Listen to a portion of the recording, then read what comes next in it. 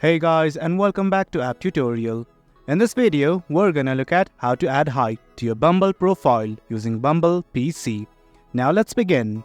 Well, as you can see, I have already logged into my account. If you have not, do log in right now. This right here is the interface once you have logged in. Initially, what you need to do is simply click on the top left corner. That's your profile picture along with your name. Click on it right now and something like this will open up. This right here is your date profile. From here, you can change your profile prompts, you can add to about me, work and education, and your basics as well.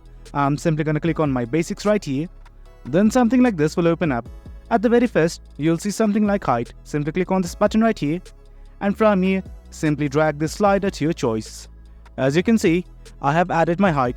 Now what I want to do is simply click on yep, that's how tall I am.